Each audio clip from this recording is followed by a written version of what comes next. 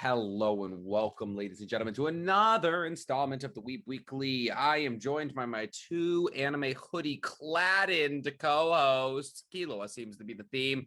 We have Jose rocking the only Killua.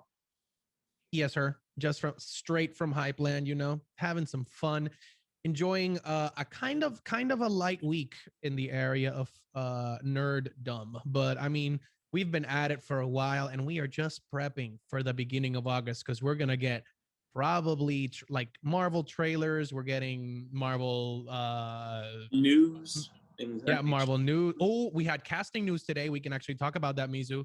But yes, speaking of our boy Mizu, say hello to the people. Hi, people. What's going on? As you can see. Also myself repping a Hunter x Hunter sweatshirt, but I got the iconic duo. The York new fits. But to say you can't have Kilo without Gon, or you can't go Gon without Kilo. Like they're a pair. Why you gotta do me like that? Why you gotta do me like that? That's a good lead up for what we're talking about later in the episode, to stack them up, because this week we are going to be talking about best co-protagonist of all time. So who knows? Who knows? Is Killua going to get taken? That's up there. But before we get into that, the reason that the co-protagonist is the storyline that we're talking about this week is because we got the beginning of the Joe-verse kicking off, ladies and gentlemen. Snake Eyes hit theaters, and listen, I know some of you are like, whoa, those action figures from the 80s and the 90s, why should I go watch a movie about that? Because it was incredible. At least I thought. My co-hosts kind of disagree with me, but it was a lot of fun. It was, in my opinion, the quintessential 21st century ninja movie.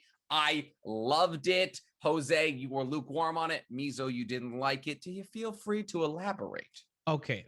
I'm a step right here because so the way that I explained it, right? So I'm obsessed with Asian culture, just in general, not just Japan, China, Southeast and Central Asia, but like for some reason, like those ancient periods of time, there's thousands of years of history just in Asia. Tradition. Yeah, there's thousands of years of history that is like, that's not the norm, because like at least in the West, because like much of recorded history that was recovered. There is. But I meant like recover. Like I meant. Okay, so let me rephrase that. So the amount of recorded history that we have from like the big civilizations that were prominent in the Americas, for example, was destroyed during colonization. So we don't have those thousands of years of history, and so there's a lot of documented history from Asia and Europe. 1,000-year dynasties. Exactly. Specifically in Japan with the Edo period, which is really prominent, really featured in popular culture. And this thing borrowed heavily in terms of art style, structure, set design. So everything felt super authentic, in my opinion, to like that period and that style of conflict. So for example, clan conflict. We had the Yakuza, which is like a transition into the modern version of a crime syndicate, if you will. The big thing for me, and I think Mizu's gonna agree with this, is that the story itself was just kind of like meh. Like there were some aspects. The characters were awesome. So the dude that I think we should start it in portions, right? So I would say characters and like acting was top notch. Henry Golding did my first note was Henry Golding did the work, dude. He did the work. And then Andrew Koji, who played Storm Shadow, baller. He had some of the best lines in the entire movie. When at the very end, when he's like, "Serve, I serve no." It's an anime moment. It's an anime moment. I got chills, legitimately. I was stoked for him. So starting with the characters, Mizu, give me your take, because I'm like, okay, characters was like bomb and acting as well. Do you agree? So, all right. Before I say this, I want y'all to know that I'm a military brat. I grew up in the military, so G.I. Joe, Captain America comic books was quintessential for my childhood. And I always grew up with G.I. Joe, and Snake Eyes is one of my favorite characters in the entire Joe universe. Nice. So when I heard they were making a movie about him, I was super excited to see his own solo origin. I thought it was going to be great. So in terms of acting, fantastic. They did production well with value what too. they were working with. Mm-hmm. In terms of characters, almost everybody else was good, but I'll have to say this: the only person I did not like in terms of character was Snake Eyes himself. Really? I did not like Snake Eyes. Okay. Well, Actor, he's kind of the bad guy. Yeah. He's kind of the bad guy of the movie. Yeah. I want to clarify that actor-wise, I love the actor, but the character in the story of the Snake Eyes, I did not like Snake Eyes himself. He So, didn't like, nice take. He was missing so many of those elements of the actual Snake Eyes character, and like you say, he was mostly the bad guy for this series. And I'm not gonna lie, he was kind of an asshole. So I was just like, big facts. I was like, what Snake Eyes is this? Like, who is this? This is not. And I'm not gonna lie, he was so bad in my opinion that I actually sympathized and agreed more with Storm Shadow. So did I. Than I did with Snake I'm right Eyes. there with you. Yep. But I actually kind of liked that they did that, because it's always seen that Storm Shadow and Snake Eyes are kind of brothers, you know. They've always had a very close relationship. They're technically rivals with each other in the Joe-verse. And so I kind of liked that they built that backstory where Snake Eyes actually, like, Tommy-san has a reason to be upset with Snake Eyes. Like that, like they've now given Tommy-san a legitimate reason to go to Cobra in order to like exact his revenge against Snake Eyes. But essentially, so for those of you who haven't seen it, the reason that Snake Eyes is the bad guy is because Snake Eyes watches his father, who's revealed to be a G.I. Joe at the end, get murdered by Cobra. He doesn't know it's Cobra at the time. So his entire life is centric around finding the guy who murdered his father. And he's given the opportunity to find the guy who murdered his father when a Yakuza member approaches him and says essentially like, hey, listen, you come work for us, and then we will find the guy who murdered your father. Little does he know, in the end, he's working for Cobra. But that's when he has his hero turn moment, because he realizes, is he working for Cobra? He finds out Cobra is the people who killed his father, and then he joins Tommy-san's side, who's Storm Shadow, which honestly, if we're being real, it does kind of make him a selfish character, because the only reason he went through with all of his selfish desires, basically betraying everyone who ever did anything nice to him, all to find the killer of his father, until he found out that he helped the killer of his father, and then he went against the killer of his father. So the entire time, like the main plot of the story is releasing your anger and like it's like clearing your heart. But in the end, he's still trying to fight the people that killed his father, you know?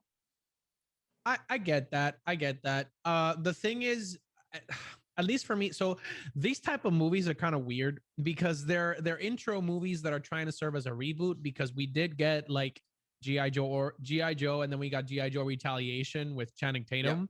And like great movies. I great was movies. Like, I was like, okay, bet.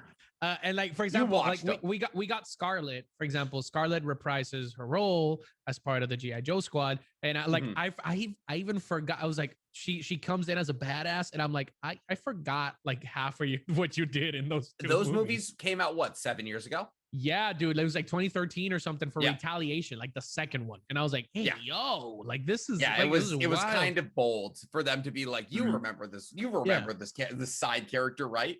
The character that I was like really excited to see was Ursula Corberó, who plays Baroness, because she is from the very critically acclaimed Casa de Papel series on Netflix, which it's called Money Heist in English. I highly recommend you guys watch it because it's won like a ton of awards like internationally. Spanish, right? Yeah, it's in Spanish, but like the dubs are actually really, really good too. But so it's like Spanish. Like it's a Spanish series, and she's she's globally she's a like award-winning actress now because of that role, and many more that she's done. But like I was excited for her. She was like the typical bland Bond villain type, I guess. The standout characters to me were Andrew Koji as Tommy-san. Akiko was like okay, but for some reason, dude, the Blind Master, like I was obsessed with Peter Mensah. Like that, Well, that dude rocked that shit. He's a badass in every role he plays. So Peter Menza, the blind mentor, you guys may not know that name. Like he's like this very stoic, huge black dude. He's in Spartacus and in 300. He usually plays like either like a tutor, like a teacher, or the bad general badass. Yeah, or the bad guy. With 300, he was technically like the Persian bad guy. Yeah, he was like the Persian. He was the guy who gets kicked into the big hole. He's the guy getting kicked into this is Sparta. Yeah. But yes, he did fantastic. And actually, the Hardmaster is one of like probably the most famous Thai actor of like all time.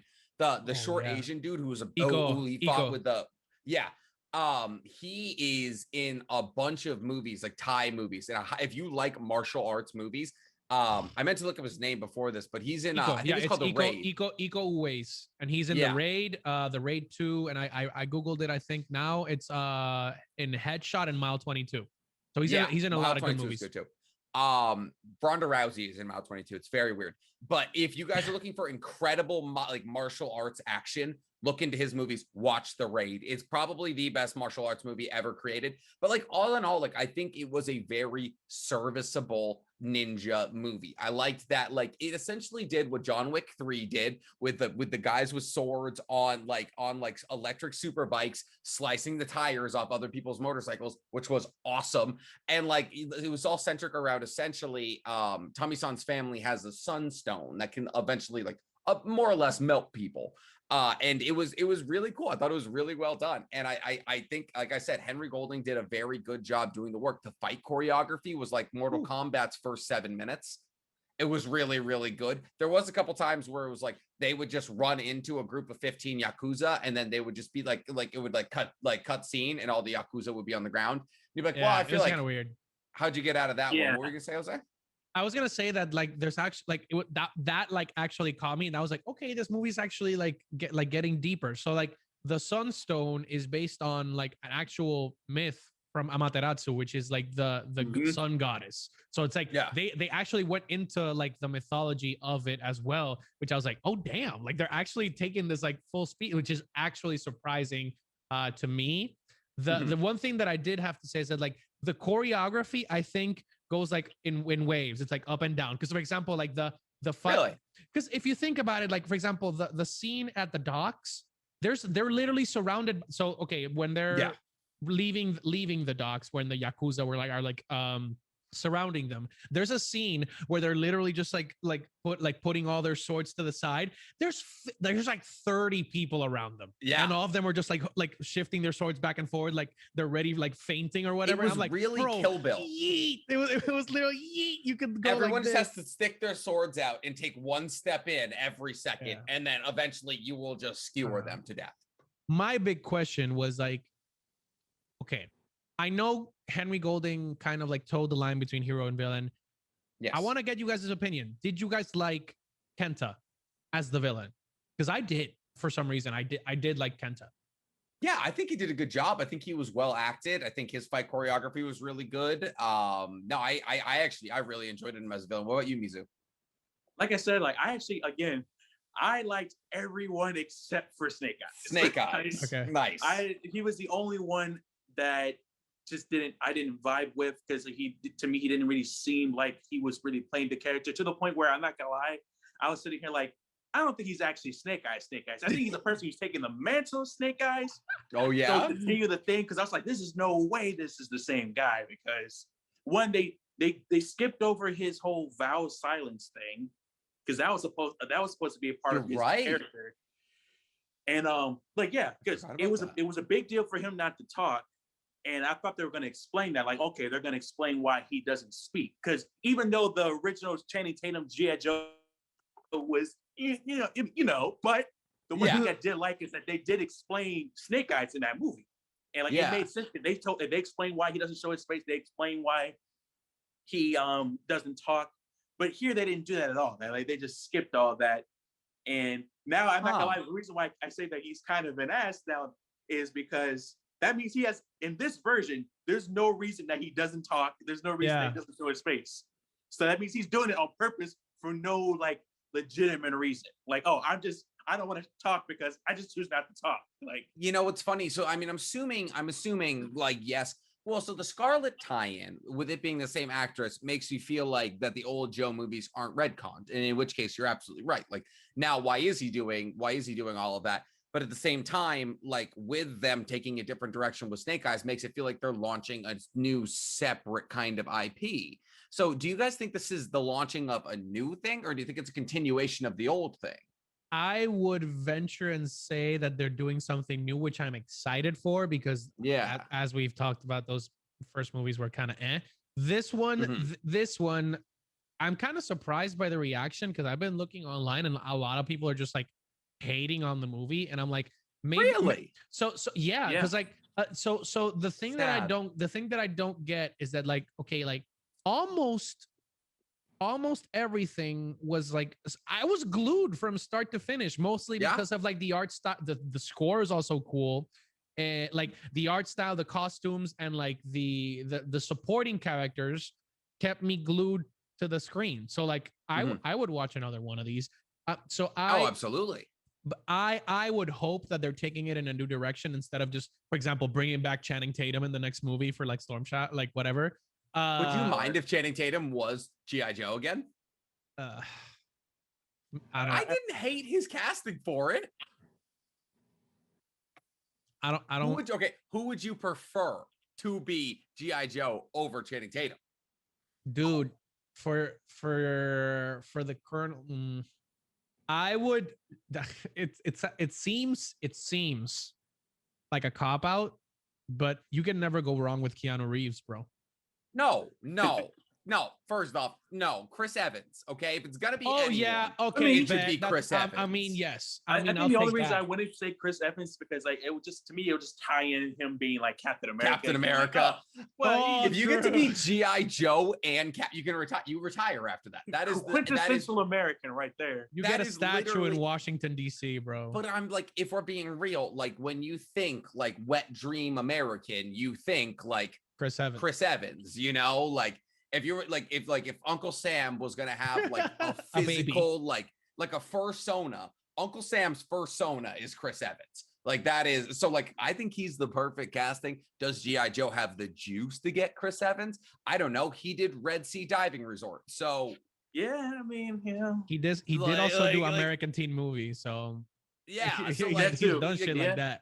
he was in what's the one where the nerdy guy gets the girl with the pink hair. Oh, you're talking about Scott Pilgrim?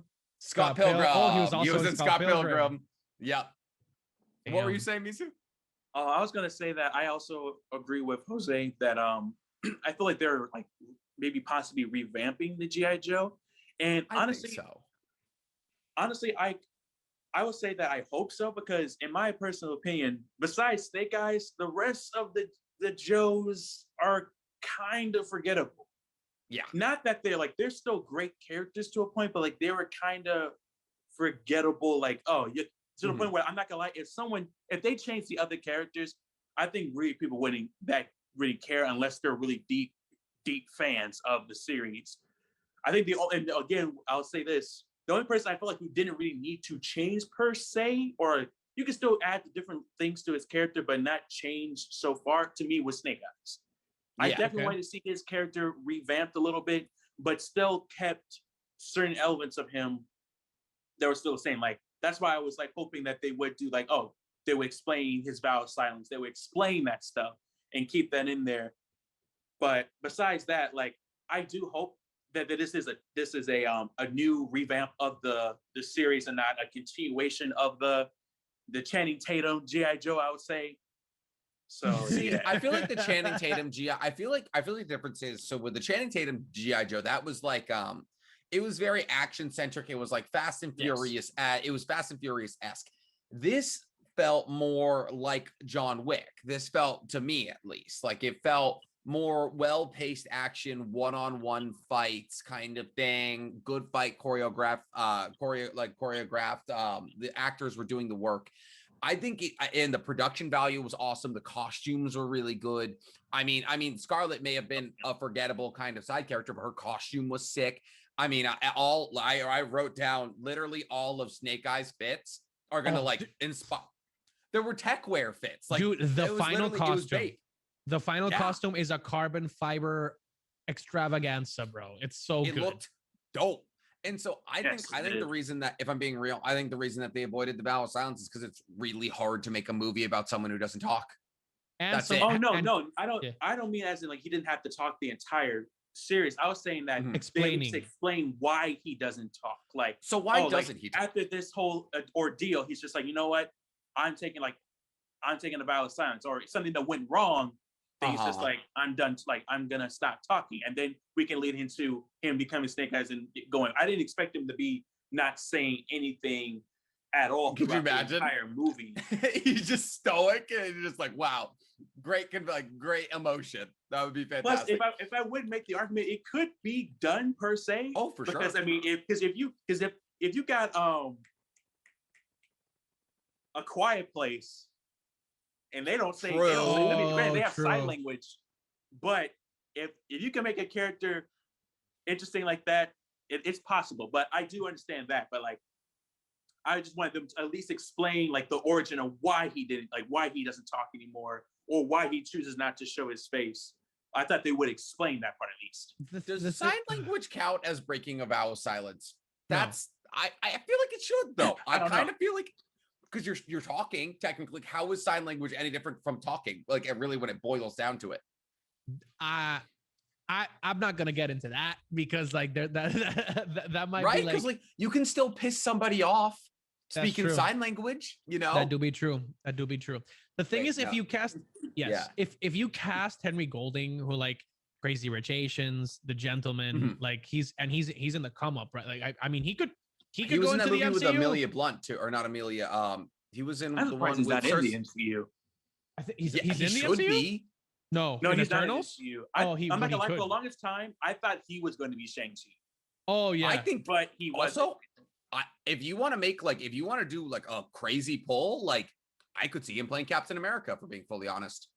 yeah. Like, he's a huge dude. He was like, I liked in the castle, he was ducking between, like he had to keep ducking between Yeah. all like the doors because they were like, he's only 6'1", like he's not like huge, but like I think he would be a fantastic Captain America. He would have been a great Shang-Chi. Put like, him as yeah, a like mutant. Make him a mutant, bro. There's like hundreds of mutants. Like you can yeah, definitely do it. There's no like, and clearly he knows how to fight. Like he knows how to like he knows the choreography and all that. Like, I didn't think he was Nick Young. That's how my girlfriend adores him. In Crazy Rich Asians, and she sent me it. She was like, "Oh my god, Nick Young's an action hero," and I was like, "I guess." I was like, I guess. he went from romantic movie. I think this is his first action movie, right? No, I think so. I gotta look it up. technically, well, do you count The Gentleman as an act? It's a crime drama, basically. I don't even know what that is. Bro, it's a really good comedy / crime movie, and the cast is stacked. So they have Matthew McConaughey, Henry Golding, the dude from what's this called? Sons of Anarchy, the main dude from Sons of Anarchy. Oh, Henry. No, not Henry. I know you're talking about. He played King Arthur. He played King Arthur. Yeah. He played King Arthur. Yeah. Not Charlie Dunham, but yes. No, yeah. Is it Charlie Dunham? I think it's Charlie Dunham. Okay, yeah. So the cast is stacked for that movie, and I had a lot of fun watching it. And Henry Golding played like a bad guy / like heel in that movie, and it was pretty cool. But yeah, like overall, G.I. Joe, I didn't expect it to be like the next John Wick. If we're being honest, I mean, I'm not. That's the thing. I went into it just wanting to have fun, and I had fun. That's a la the thing. Fantastic Nine, Fast Nine, just like Fast Nine. Don't you dare talk about my family. First off, I'm cosplaying as Dominic Toretto right now, sir. So don't you dare come at my family. Okay? No. All right, it was better than Fast Nine. I actually texted you guys and I was like, that was the best movie. I think it was better than Black Widow, personally. Personally, that's my opinion. So I'm not gonna lie, I was gonna say that though. Again, like I said, I do not like how they did Snake Eyes himself. I will say that I think that's the main thing, or even because I've been seeing a lot of people critiquing the movie, and I think most of them are not saying that it's a bad movie per se. I think a lot of them are just like, oh yeah, this part was kind of weird. Like oh yeah, everybody had guns, but no one really used guns in the movie. But yeah, or well, there's that one scene where there's a bunch of guys on the bridge and Baroness and like Scarlet just gun all of them down, you know? Because I've been watching a lot of people critique the movie, even though they said a lot of stuff like that. Oh yeah, this didn't make sense. They overall, a lot of them gave it like a solid 7. Like most of them were like, I give it a 7 out of 10 for a movie. It's a movie based off action figures. It is. What do you expect? I think besides that, like it's like to me, I would say so far it's the better movie of the year so far. Yeah. You think okay. So let's in review. What do we have? Like since we are saying that in review this year, we have Godzilla versus Kong versus Godzilla. I don't even remember. Oh, I totally forgot about that. Yeah, I might change my statement. Yeah. So that's why I'm saying it. Mortal Kombat beta, the beta for Mortal Kombat. Black Widow, Fast 9, and then I think this is probably our 5th big movie of the year, Luca, right? Space Jam. Luca, bro. That's the best movie of the year. No, I we're talking action movies, sir. Pixar. Action. Okay. Mister, I'm doing a Pixar series right now. Let's bring animated movies into this. Get out of here. No, all right. Godzilla versus Kong is number 1. I'd say this is number 2. Black Widow's number 3. So F9, far, then Mortal Kombat. So far, I would take that. I would take that. The thing is, like, what other movies have there been in 2021? Like, that's pretty much it. That's pretty much it. Space Jam, Space Jam. Space Jam, dead last. The Purge, the Forever Purge is coming. You didn't see it. Oh, it's not even out yet. But yeah, it's not even out yet. I've heard good things about like the possibility of Gunpowder Milkshake. Oh, it's on Netflix. Yeah, I haven't got myself to click on it yet. I haven't seen it. And then we have the Tom Cruise. Oh no, the Chris Pratt one, the Tomorrow War. Well, Tomorrow War was it bad? It was not great. It was okay. Actually, this is we can talk about Tomorrow War because it came out a couple weeks ago. First off, did you guys get the ad? Did you guys ever sign up for Pear Pop on TikTok? Yeah, Pear Pop. Okay, and did you ever get your money? No, I didn't either. So that's fun. Also, so they tried to get us to do. They were like $1,600 from Amazon if you ever like react to this like video for Pear Pop, like for the Future War. And the Future War took the most liberty with time travel I've ever seen in a movie. Yikes! It was. They were like, okay. But first off, they made a time travel machine. And instead of traveling to the beginning of the war and stopping the thing from killing all of them and breeding, they just decided to go 30 years in the back and grab people from the past to fight their war. And they just like, and they were like, none of the things that were happening in the past were affecting the future. It was so ridiculous. They just played with times. Like everyone was like, this is a good action movie, but the things they did with time pissed me off. I was about to say, I definitely agree with that. Like, don't get me wrong. Every time something involves time in movies and TV shows, it always goes down that rabbit hole of being like crazy. Well, of course, with some exceptions who can do it very well, but in general, only one movie has ever done it well. It's just a very wonky thing to put in plot. But man, I was sitting there asking all these questions like, why aren't you guys going back in time just to stop the thing from happening? Why are you getting people from the past? Wouldn't that let the people? What if they die in the future? How do you exist? Like, say if you are the descendant of a person from the past, and that person from the past dies, do you still exist? Like all this, also all this technically, other stuff I was thinking. Like time is a flat circle, so anything that has ever happened has already actually happened. So like it's just like it's absolutely insane the amount of liberties they took with it. I was sitting there watching it with my girlfriend, screaming at the screen. I was like, no, what was it? I'm gonna say that should be the question for the next Stack 'em Up. What's the best time? Like, what movie captured time travel the best? Because that's a hot take. There's only one movie that did it. There's only like 5. Technically, there's 2. Technically, there's 2 movies that have done it correctly by the mechanics of quantum mechanics, and that's it, in my opinion. There's Tenet. That's different. Tenet did a very good job with it. And Interstellar. Interstellar. That's it. Those are the 2, in my opinion. The thing is, there's a line, right? Are we following like physics, or are we following like, does it make sense in the film? Because I can think of 5 right now. work I can in think of the about real 5 world, too. sir. Okay, this is we have ideologies and theories about these things. Okay, men have spent their entire lives dedicated to research on this matter, just for Marvel to be like, oh, if you do something, it creates a branching timeline. That's bullshit. It's not how it works. Mizu. Before we get into actually like talking about the time stuff, I want to see like, what would be your a preview of what your selection would be, or good movies. You know what? That This you is think. actually this makes this week Stack 'em Up very important because Yeah. because now we're all vying for. Well, have you guys seen Tenet?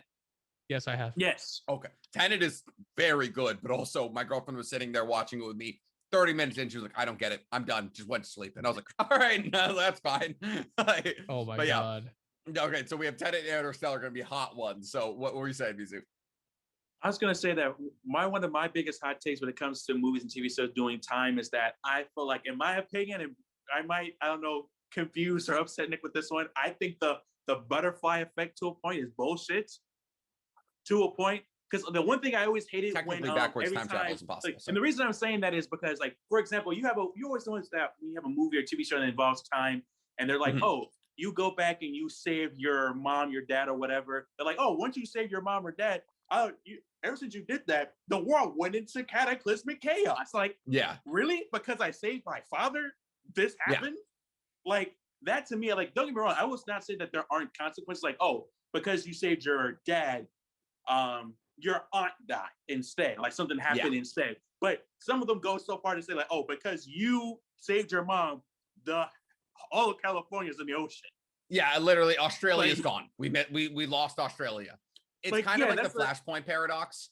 It's like the Flashpoint paradox. No, that was the only one I had an exception to, because they made a good comment of like this like sonic boom, the equivalent of a time boom. I was like, I mean, sure, whatever. I mean, I get it. Everything's basically, he said everything kind of shifted to the left. So I said, I get that. I get that to a point. But you know who actually did time? Oh, I'm sorry. Continue. Keep going. Besides that, I just like butterfly effect in movies, TV shows, and just like y'all do too much. I don't think time works like that either. Who did time travel very well was Vivi with the Fluorite Eyes. Most recent, came out in the spring season, and essentially, and I actually subscribe to this theory of time travel, at least backwards, because it's theoretically impossible. We can travel forward in time. We could do it tomorrow. We know how to do it. But backwards time travel, as far as we know, is impossible. But time is a river, and traveling backwards throws a stone in it, and it, like, you create a ripple, but it won't change the general course of time. That's kind of the theory that I subscribe to. But yes, no, I'm also with you. Like, just like, unless like you go and like shoot Hitler in the head, like that's gonna change things. But and listen, if you have a time machine, go ahead and do it. But like, if you just save your aunt from a fire, like that's not gonna like sink Australia, you know. But all right, that'll be next week. This week. Yes. We'll get to our Stack 'em Up, and ladies and gentlemen, you're looking at this week's winner. Thank you very much. I'll give you the clap. I'll give you the clap. Necessarily close. You know, and this is important that I won because winner gets to go first. And I gave a little teaser for my choice this week, and you can see him on both of my co-hosts' t-shirts, sweatshirts, right now. Ladies and gentlemen, this Stack 'em Up of best co-protagonists in the history of pop culture. Ladies and gentlemen, there is no other choice but Killua. Some people would say he is the most invested co-protagonist in anime history. Okay, Sasuke disappears for 75% of the show. Vegeta is somewhere in a hyperbolic chamber with his family, or just on planet Vegeta for a large part of Dragon Ball Z. Is he always trying to emulate after Goku? But he's more of a rival than a co-protagonist. But can we get down to the best friends, to the Asta and Yunos? Okay, this is what I got with Gon and Killua. They're foils of each other. Get to the Chimera Antark, you get to see Killua become a human because he was raised a monster. But then you get to see Gon become a monster when he was raised a human. They're foils of each other, and it works perfectly. They're best friends, and it's adorable. And if you want to look, first off, go look at Hunter x Hunter old 90s manga covers. You will see colder fits than what Mizu is wearing right now. But you got the York new fits. This man has Godspeed. He's technically, by the end of the anime, stronger than the regular protagonist. How often do you see that? So yes, my entry this week is none other than the prodigal son of the Zoldyck family, Killua Zoldyck, capable of pushing open 64-ton gates, running at 300 miles an hour, and ripping out hearts with one drop of blood. Jose, I believe you were in. No, Jose was in second. I got third. Did I get third? I think you got second. I think I got second. Oh, I was just fainting that I was asleep. Because I'm gonna win. I know who you're gonna choose. I knew who you were gonna choose from the rip. I'm gonna win this fucking round, baby. I don't know about that. I don't know if about we're that. Speaking, You're if we're choosing strictly an older speaking, anime. If we're no, you said pop culture and just in general, right? You're not choosing Vegeta? No. Wow. Because I'm going for the win. I'm going for the win this week. Oh my goodness. Are you gonna choose Han Solo? No. Because we said co-protagonist, which means like it's either the hero or the villain. Like, it could be the hero or the villain, right? Or mixed between the lines. Well, I would say protagonist doesn't mean antagonist. That true. Well, that would change my answer. Do villains count? If it's like, I would say yes, because like if you have a villain who is like always within like head to head with the hero, with head to head with the main character, always in there every time the main character, like the Joker to the Batman, the villain. Right? I would say like I would definitely say like Joker would. I would say the Joker is the co-protagonist of the Batman series. Yes. Okay, so I'm still winning because I'm not picking the Joker. The answer to this question of who the best co-protagonist is in my frame. Darth mother effing Vader, bro.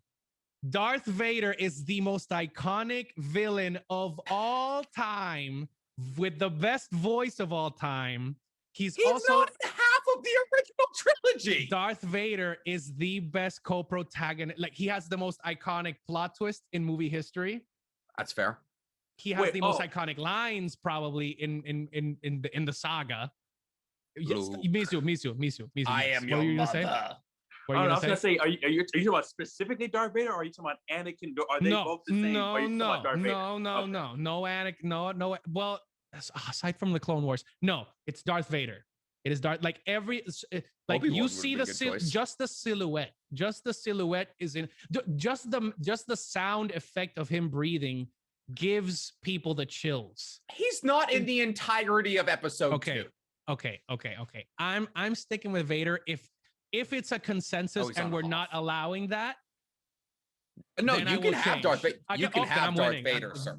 Big Bad Vader, baby. That is a bold take. Good sir. You're wearing my choice. Big Bad Vader, bro. You're wearing my choice. I'm standing on the bottom of the Lord of the Sith right here. Right here.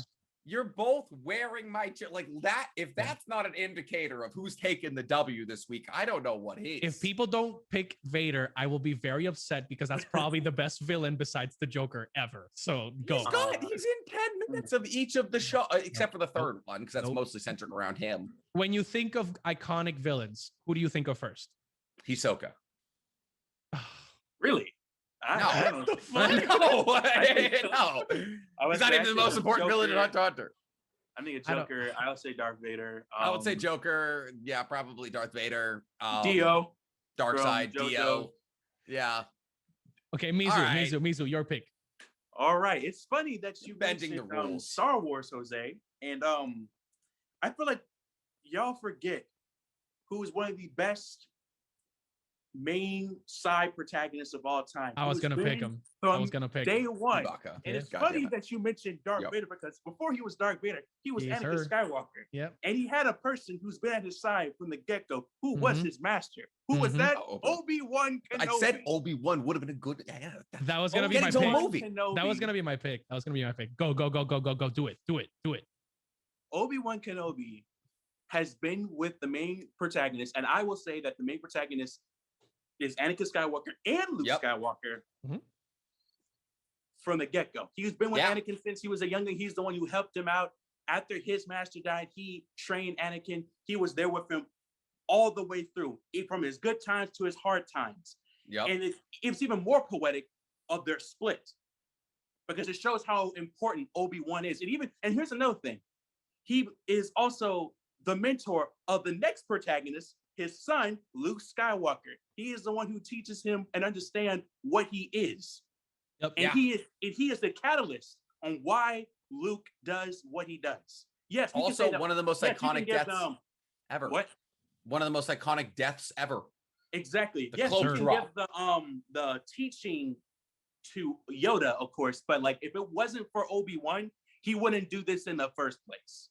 Yeah, he would have been like, no, I'm gonna stay on my farm, my moisture farm. I'm not getting involved in this space night nonsense.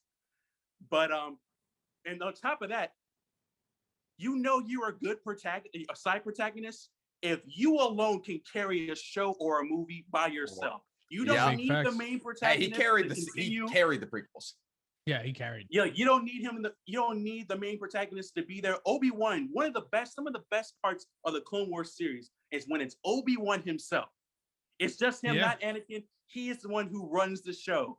And on top of that, you know you're a good side protagonist if you're getting your own Disney Plus show. Very true. Yep. And that's the thing. When you got the kind of legs to be doing it 20 years after your prequels come out, now that's impressive. Ewan McGregor looks fantastic. Listen, hey, Jose, I don't want to be disrespectful to you. No.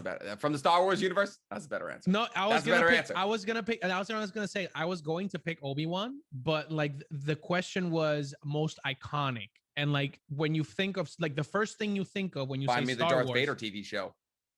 No. But that's the thing. That's because of Ewan. That's because of the portrayal of the character. The Darth Vader is fair. I'm David Prowse, may he rest in peace. Like he was the physical manifestation of Vader, yes. But it's James Earl Jones. Like that the voice, like that's the most iconic voice actor that I can think of, and like Mufasa, besides Mark Hamill and Kevin Conroy, like Mufasa, Darth Vader, like his voice like can send multiple generations into a frenzy. So that's why I was gonna say like everything in terms of context within Star Wars points to Obi-Wan. So like that is the answer that like I support Mizu with that 100% because I agree. The thing is that like when you're speaking of like iconic co-protagonist, like if you look at, for example, the original poster for Star Wars, Darth Vader takes up half the poster. True. like he's iconic.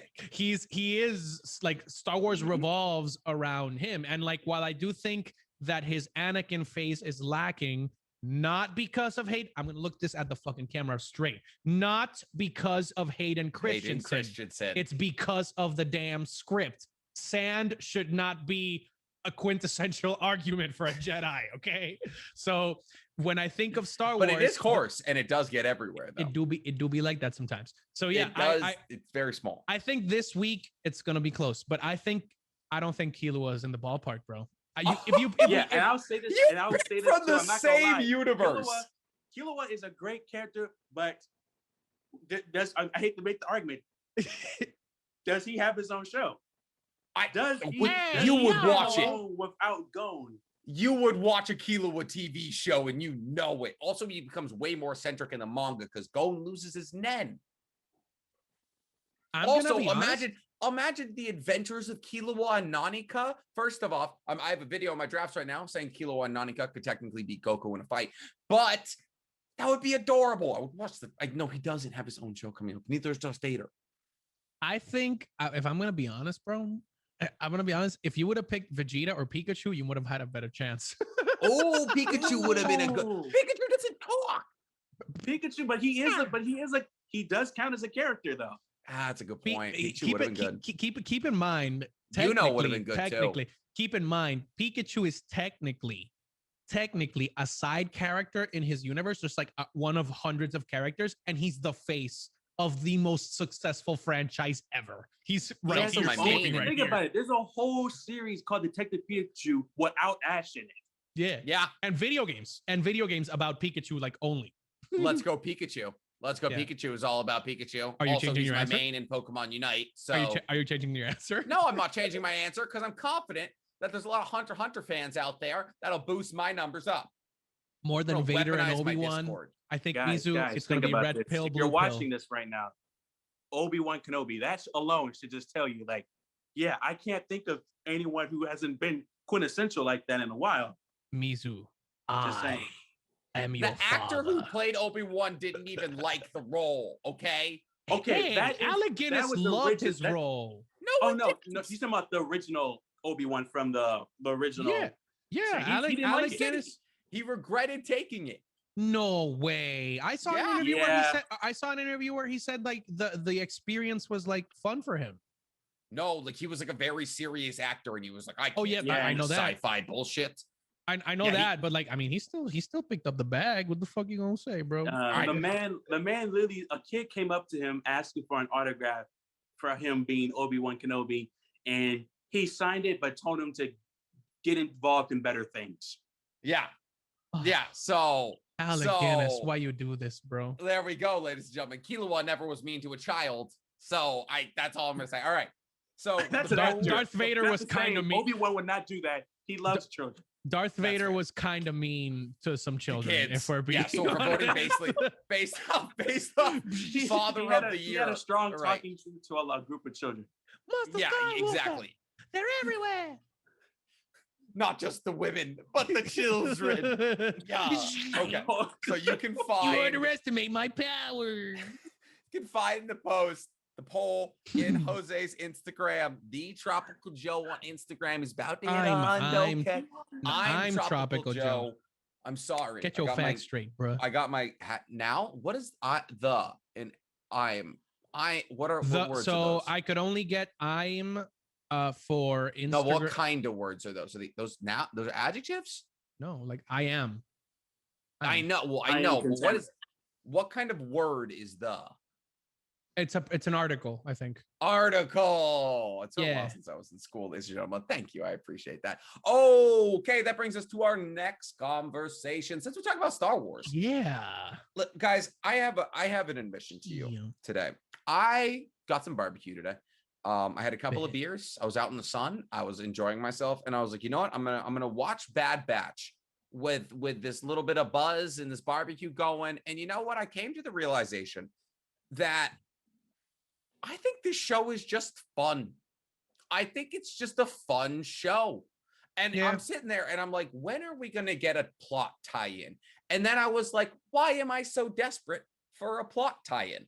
I was like, I'm having stories being told in a universe I love and appreciate with like likable characters. And I was like, why am I so desperate for a plot tie-in here? Like, I'm legitimately like, I check in for the show on a weekly basis because I enjoy it, you know? Yeah. I agree. Am I alone there? Or I mean, so what did you guys think of this episode's week? Because like this week's episode, because we didn't get anything in terms of plot moving forward. Nah, we didn't really get anything in terms of plot. Not enough to like, okay, remember this episode kind of stuff. Like, this is gonna pay out in the future, possibly. But I definitely would agree with you on that, because at first I was sitting here like, where is the tie-ins? Like, where is this show going? But then I did sit back for a second. I was just like, we don't really get a lot of good Star Wars content, right? And we will, and every time we did possibly get one, they always like they always cancel before it even gets started. Like there was supposed to be a whole show for like Django and all that stuff, but it never happened. Same thing with Star Killer. But anyway, so cool. My whole point he was is the that final boss. You had to fight him as Darth Vader. Like, that's how strong Star Killer was. Yep. He needs a show. Honestly, I was thinking to myself that, is it a very impactful series? Not really. Like, in the grand scheme of the Star Wars universe, it doesn't really do a lot to, like, remember. Like, there's a little cool tie-ins a little bit. Like, there's some tie-ins to Rebels. There's some tie-ins to the Clone Wars TV shows. But besides that, there's no big tie-in. But at the same time, it is a solid show. Yeah. It's a solid show through and through. Until we have 3 episodes left, but so far, it's pretty solid. I wouldn't say it's like quintessential Star Wars stuff. You must see it. No, it's not. It is something you could watch on the side if you want to deepen your Star Wars like knowledge and lore and stuff like that. If you're a big fan. Yeah, I feel like it's not Rogue One by any means. It's not like, oh my goodness, this is tying into the plot and it's so well done. It's a perfect story. It's more like Solo. It's like a fun story being told in the Star Wars universe, That's what I would equate it to, at least. What, Jose?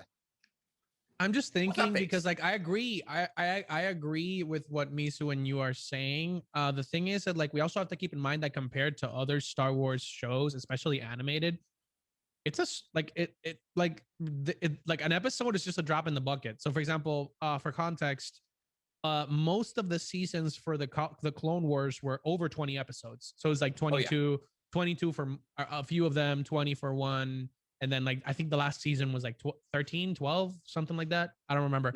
But like most of 70 episodes total. Yeah, so like it's so around roughly 20 episodes a season or more. So like we're getting 16, and some, for example, some of the episodes in Clone Wars, you really like they could be classified as filler. Like they're just like they're just there to like a cool story to showcase, right? And so I think that they're building up to something in the last 2 episodes that could be cool. Like for example, having a reveal that, for example, like somebody kidnapped and like trained Omega or something like that, like in secret. That'd be sick. It could be cool because like the only thing that I don't particularly enjoy that much about Star Wars is that like when you explore something super cool in the past and you have such an expansive lore for like the future, and like you don't see these characters at any point in the original material, you're like, fuck, they have to die at some point. Like, because they don't, or they don't just influence... like fuck off to a far corner of space. Because like, for example, if I see Omega become like force sensitive, well, she's either gonna die when Darth Vader like it does the Inquisition, or like she's just gonna like fuck off to like a planet. Like, but like Darth Vader's Inquisition is like pretty well covered in the books. True, but at the same time, like we're not gonna get every story like in its own show. Like it's like for example, Rogue One. Like I loved every single, most of the characters in Rogue One. They're all gonna die. Like we're gonna they have to. And like for example, we're getting what's his name? Diego Luna played him. Fuck. The flight guy, the pilot, Arno or something like that. Something. I know you're talking about. I know you're talking about. Yeah. So like the main love interest for the protagonist of Rogue One, I just forgot the character's name, but Diego Luna plays him. He's gonna get his own show. Bodhi apparently. Rook? No, Rook. No. Just name the characters from Rogue One, if you're googling it. Jyn Erso is the protagonist. Just look up like Jyn Erso, like whatever. The point is he's gonna get a show and he's just like a random side character. I mean, we could, if we're gonna do that, I would have wanted Cassian Andor. So like he's gonna get his own show. I would have rather had a Mace Windu show, bro. Like the fuck, like a Mace Windu show would be sick. Having Sam Jackson. Make it R-rated just to let them throw fucks around all day long. People, I'm telling y'all this right now. Misu, go. Heavily sleep on how powerful and incredible Mace Windu as a character is. First of all, y'all, here's a little thing that people don't know. Yoda does not actually run the Jedi Order. He is just the Grand Master who looks over the education. The person who actually runs the Jedi Order was Mace Windu.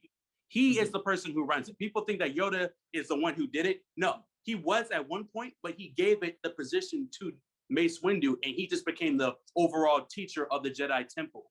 But besides that, Mace Windu is the leader, and he is incredibly powerful. And it would have been great to have a show either about his upbringing or possibly he could have survived, because it's possible for him to survive. But what happened to him? He could have lived. Even Samuel Jackson is riding that chain. Like, you know what? The way I went out, I could have lived. Like, you got his arms cut off, right? I saw a promotional picture. For when the Mandalorian was like gonna who was going to show up, like who Grogu was contacting. And I saw this picture. I don't know if you guys can see it. Look at how fucking baller Mace Windu looks like with his dead eye. That looks dope. Dude, if Mace Windu would have got like all scarred up and be like what, like welcome to the Force, bitch. Like that would have been baller. No, hear me out. Like if they did a Mace Windu show with the Mandalorian, if they could have a Mandalorian tie-in, because mind you, Mace Windu killed Boba Fett's father, Jango Fett. Can you imagine the interaction with those two? Like, oh, you killed my father, and Mace Windu is just like, and I don't apologize for that. Your father was your father was a piece of shit. So like, And think about that it. would An have been a cool dynamic. unapologetic Sam Jackson, like angry that Anakin, like for technically the two strongest Jedi of all time jumped him, well, two strongest living Jedi in his era jumped him, and it took a surprise attack to take him down. Like that just speaks to how strong he was. But like, yeah, that would be absolutely incredible. Go, Mizu, You know, go. There's too many you're a motherfucking Sith badass on Jedi. this motherfucking battle star. You know you're a badass Jedi. If even in the novels, they said that even Insidious, the Emperor himself was worried about it. He said that if Anakin didn't show up, Mace Windu could have killed him. He wasn't That's playing. crazy. And another thing is that he wasn't playing it up to like, oh, try to fall. Oh no, I've been defeated. Oh no, that sucks. But like, no, he was getting his ass whooped, and he was thankful that Anakin showed up at the time that he did. But besides that, like Mace Windu overall, plus he also teetered on the dark side himself because some of his Force abilities, falls on the dark side. But he tries to use that power in the form of good. That could have been a whole cool subject matter that he could have dealt with if it was a show. I think Disney needs to do.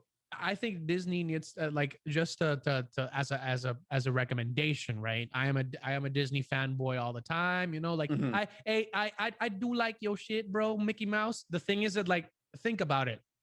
If you set up so many of these characters that people absolutely love Sam Jackson. And he doesn't he doesn't even have to do like the stunts anymore. Just have him be the Alec Guinness, bro. He's over 70 years old, I think, Sam Jackson. Just have him be like the stoic, force sensitive god that like you could have made Luke Skywalker be. So the thing, he's 72, bro. He looks sick. Yeah. He looks 50. He looks 50. He looks fantastic, dude. And think about it, like if it technically it makes sense because, like, for example, and this is my biggest take. this is gonna be like my biggest take. We still don't know if Ahsoka is alive by the end of the sequel trilogy, because when the Jedi are speaking to Rey, Ahsoka and Mace Windu both speak to her. But we don't. People were thinking, is Ahsoka dead? Like, is it official? Like, Force ghost? Do you have to be a? That's the big question that Disney has to answer. Do you have to be a Force ghost to communicate through the Force? Because both of you to assume Disney's going to answer those questions. They should, because they have an Ahsoka show coming up, live action, with Rosario Dawson playing her. Yeah, that's what I'm saying. I wasn't aware of this. Rosario Dawson, like the way that they set up. Did you finish watching The Mandalorian? Yeah. So you know like she basically like just decided to leave the show at one point. Like they just didn't talk to her. But that's a setup to her show. Like there's gonna be a Rosario Dawson. That's dope. Like it's gonna be lit, and that's what I'm saying. Like they have to explain what the hell happens to Ahsoka, because if Ahsoka can talk to Rey through the Force, being alive, you can make a retcon for Mace Windu. You can make a retcon for Mace Windu. You don't even have to retcon it. Like we didn't explain. You don't have to retcon it because, like, again, the way Mace Windu went out, you can make the argument that he could be alive. Yeah, we didn't see him die. We saw him get thrown out the window, and we saw him get thrown out the window. But he's a Force user. Like, it's not the end of the world for a Force user. Connecting it to even this, like we've seen Cad Bane get thrown out of places and be like, "Oh, where's he going? He fucked up. He's fighting a Jedi in the Clone Wars. He's got rocket boots. Yes, but like in the Clone Wars, there's moments where like he's thrown off a ledge. Bro, Mace Windu. No, not Mace Windu. Jesus. I was gonna say Darth Maul, bro. Darth Maul just like got cauterized and thrown down a shaft, and he's the best character in the Clone Wars. Back being cut in half. Mace Windu can come back. He just took some force lightning to the face, right? Like nothing else happened to him. It was like his arm. Yeah, but that's it, bro. Luke Skywalker has two arms, bro. Yeah. Look. Yeah, that's totally fine. Okay. Wow. Here, I don't know how we got here, but I'm happy that we did. Mace Windu TV show. Make it. He's 7. He's literally. So I texted Jose, or I was talking to my girlfriend. Now I'm confusing Jose and my girlfriend. That's fun.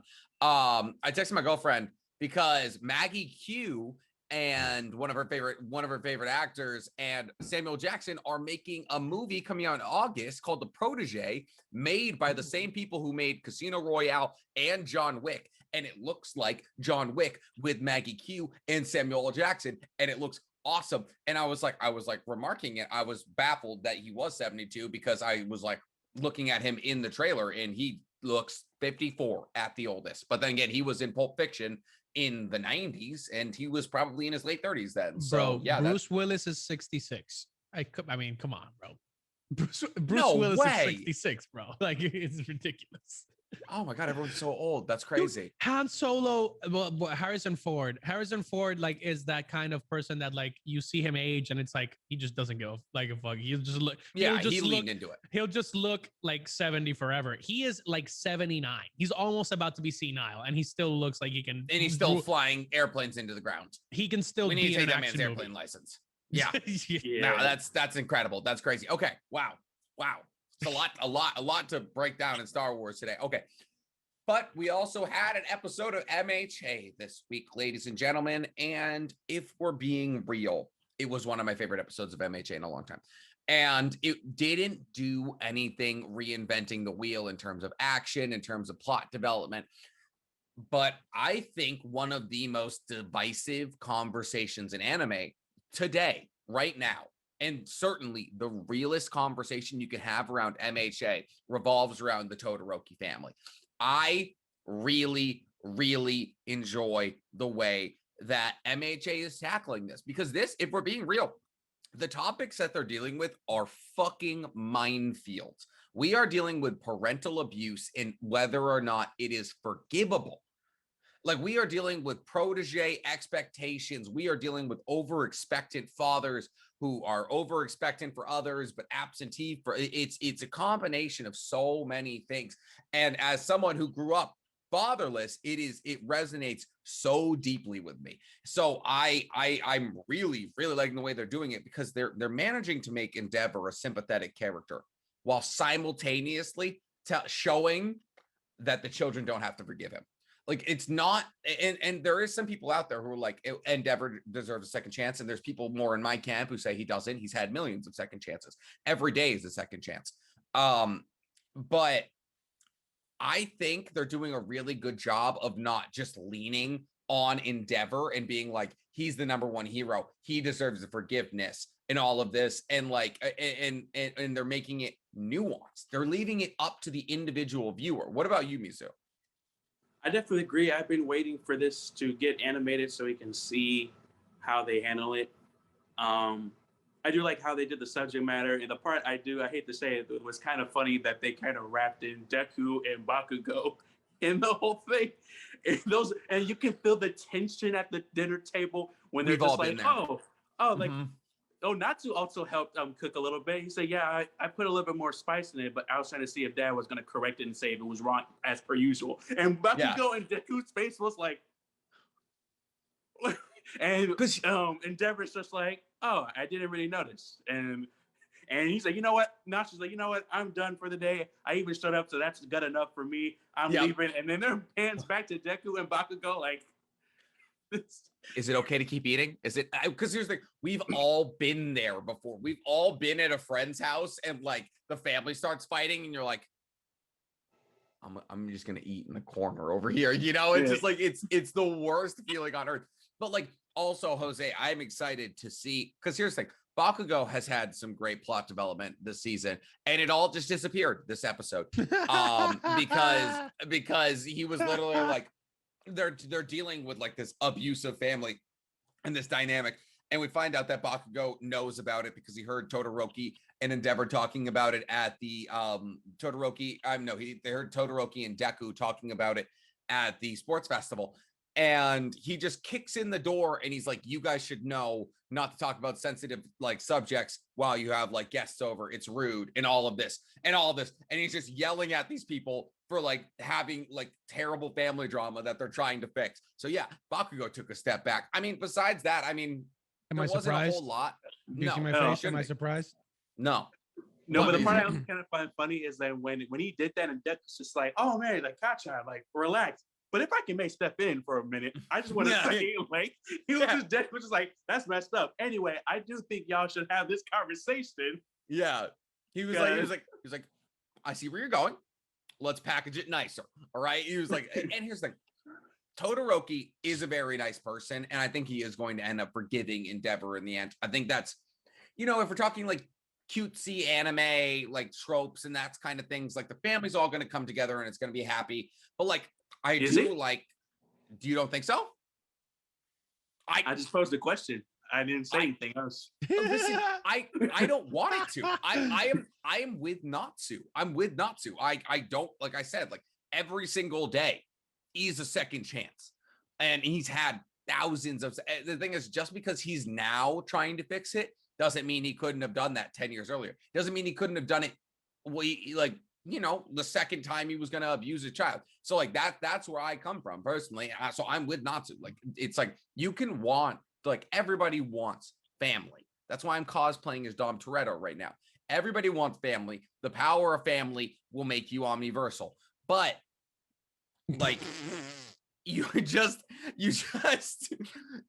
like sometimes it's not worth it. Sometimes it's just like you can't give that person 1,000 chances. And so I think they're doing a fantastic job with it, and I'm excited to see it. A lot of people, so I made a video about it today, and everyone's like, wait until next episode. So apparently there's some heat on the horizon. I know that face. I'm gonna just say that Dom Toretto is a better surrogate father than Goku was as an actual father. Well, and that's gonna be my hot take. What do you mean? Dom Toretto has literal children. Yeah, I know, but it's an actual job. But family, like you know, the group family. Like Dom Toretto takes better care of Ludacris and the rest of his crew than Goku takes care of his fucking crew. Like nah. That's fair. I mean, technically, if we're being real, Goku and Dom Toretto are about equal strength after that chain pull. We can see. So I saw Ludwig did a really funny thing. He did 2 truths and a lie, and it was a guy who hadn't seen Fast 9. He was like, Dom Toretto crashes into a fence post, uses the wire to catapult to the other side and survives, pulls down chains to kill 15 men in a Herculean display of strength. Survives. Oh yeah, and survives. Or Ludacris goes to space in a Pontiac. And he was like, which one is the lie? And the guy chose I think he chose number 2 or something. He was like, all of them were true. And I was like, yeah. That's family in a nutshell. But yes, so Fiero in space. It was a good movie. It was you enjoyed it. So apparently we're gonna have more to talk about next week, but at the moment, not a whole lot to talk about outside of would you forgive Endeavor or wouldn't you? Yep, I would say that's they're getting into the part, I guess, like a good portion of My Hero fans dread is the whole forgive or to not forgive arc of Endeavor. And I think it's an interesting arc because there's no right answer. There's genuinely no right answer. No, there isn't. Like you're in the school of thought, like with Natsu not forgiving him. I'm in the school of thought of the big sister to forgive him, but not like forgive and forget. Like forgive, but hold accountable. Keep that there. Yeah. Like you took our childhood from us, you know, because you were pushing us to these extremes. But yeah, so I mean, we'll have more to talk about next week. But for the moment, we got a little Masters of the Universe. We got He-Man in the notoriously homoerotic outfit shown at many Pride festivals. How was it, gents? Tell me. I don't. The thing is, I want to talk about it because I'm kind of not disappointed. Like it's okay. It's a departure. It's I'll describe it. It's a love story. It's a love letter. Yeah. To the people that grew up in the 80s watching the Masters of the Universe. You will get everything, every character, like nostalgia. There's actually different versions of different characters. For example, Cringer, which is actually absolutely like the worst name to name your battle cat. Yeah, it's not great. Cringe wasn't a thing back then. True, but like for example, Cringer talks in this series, and in the original series, I don't think Cringer like talked that much. It was just Battle Cat. He doesn't. It was just Battle Cat, like it roar, and that's it. Like Battle Cat was just badass. In this case, like Cringer is like the cowardly lion in the Wizard of Oz. In this case, type of deal. You also have I'll say the biggest thing going for this show is the voice, the cast. Holy mother of pearl. So you have Lena Headey, who plays Cersei in Game of Thrones. Mm-hmm. You have the dude that played Sir Davos from Game of Thrones. You have Kevin Conroy. You have Mark Hamill. You also have the dude from, oh my god, I forgot his name. I, you have the amount of A-lister voice actors in this show is insane. The script is a total pun fest. It's just pun after pun after pun. It's just like, imagine like a filler episode of anime in terms of like that style of dialogue. Yeah. For like the entire show. And I'm like, oh God. I feel like it's like Clover Clips as a TV show. You know, the last 30 seconds of Black Clover, where they're like, they have like all the characters like hang out and like they're all like talking and it's like animated. I feel like from what you've described, it's like that. They're like, look, all the characters are here. Oh my goodness, this is awesome. They're all hanging out, you know? I finished the show, so I know the plot twist and like the action, like the setup for the future second season. Has skin? No. Don't say it yet. No. I haven't seen it. The last episode. No. Yeah, I'm not. That's what I'm gonna say. So like, since I watched the entire show and I know the plot twist and I know that like the setup for season 2 is good, I want to know Mizu's thoughts up to episode 4. So one thing, I'm not gonna lie, I already went in kind of being iffy about the series. Like, oh, you're bringing back a show from the 80s now, and how they're gonna do it, how they're gonna set it up.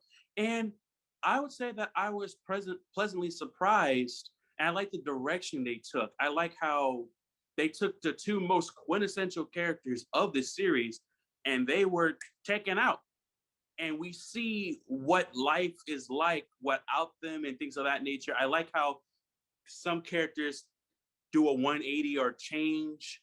Like, oh, this character used to be like the main man, and now he's not. Or this character was a villain and now is not, or vice versa. I like how they did that, and how magic was like quintessential to Eternia, and it's gone, and now we see the repercussions of that. I mean, I'm not gonna lie, it gave me, not in a bad way, it gave me like a watered down, and don't take this as an insult for those who may have liked it, like it gave me a watered down version of Castlevania, like in a sense of like, they are showing different characters what's going on, how they interpret what's been going on, what the quintessential event. On top of that, I will say that, the puns, I thought the puns were intentional. Because there were so many puns that I feel like they knew that they were doing that, because like when I think they were poking fun that it was an 80s show, so they're gonna put in those puns like, oh, there's like this group of fish-like people, and they're fighting them. They're like, oh, I guess you're a fish out of water. And the part I did like is that one of them said that, but the rest of them looked at them like, no, the rest of them looked at them and was like, really? You said that? like you really just said that? Like, yeah. But I feel like they know. Yep, I feel like they know that. Yeah, the puns are there. I think they're doing it on purpose to a point. With that being said, one thing I also like, how they're explaining more of the lore behind the lore behind the show and everything. And I'm not gonna lie, people might get a little upset with this. I also like the fact that the person, Grayskull, they explained that Grayskull's a person. Grayskull, the Castle Grayskull is named after an individual. The magic, everything, how the sword itself was wielded by a man named Grayskull. And I also like the fact that, I'm gonna be honest, I also like the fact that he's a black man. Yes, sir. And he's voiced by one of the iconic, most black voices of all time, the Allstate man. I don't know his real name, but Dennis the guy who does Allstate. Are you in good hands? Yeah. He voices the Grayskull himself, and I think that was amazing. I totally agree. Dude, the cast is ridiculous. Like, even Kevin Michael Richardson is in it's Beastman. And what I was gonna say is that even like the most punny like side villain, like Merman, that's Kevin Conroy.